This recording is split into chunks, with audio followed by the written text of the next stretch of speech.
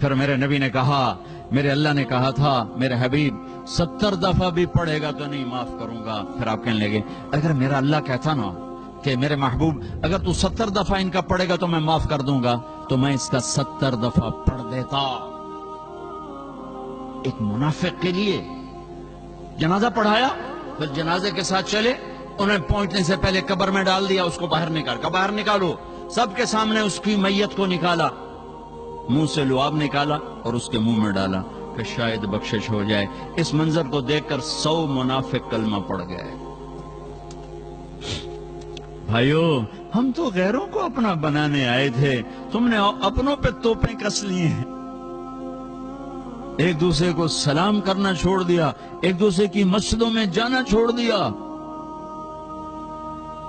دنیا میں واحد کام ہے تبلیغ کا جو فرقہ واریت سے پاک ہو کر ساری دنیا میں پھیلا اور پہنچا ہے۔ ان مجموعوں کو اللہ نے ایسے نہیں اکٹھا کیا ہے۔ کتنی دفعہ مسجدوں سے ہم نکالے گئے، نکل جاؤ تسی کافر ہو، نکل جاؤ، مسجد دھو، ارے مسجد میں تو کافر بھی آ جائے تو دھونے کا حکم نہیں ہے۔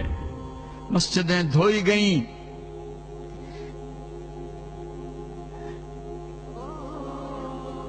وہ میں نیا گیا تھا تبلیغ میں، تو ایک مسجد میں گئے تو امام مسجد نے ہمیں ماں بہنوں کی گالیاں نکالی کہ تم گستاخ رسول ہو، کافر ہو۔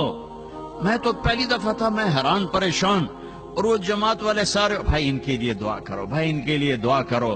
تو میرا اپنا دماغ وہ انالیسس کر رہا تھا کہ یہ کہتا ہے میں عاشق رسول ہوں اور بھری مسجد میں مسافروں کو ماں بہنوں کی گالیاں دے رہا ہے، اور یہ اس کو دعا دے رہے ہیں، تو ان میں کون گستاخ ہے اور کون عاشق ہے؟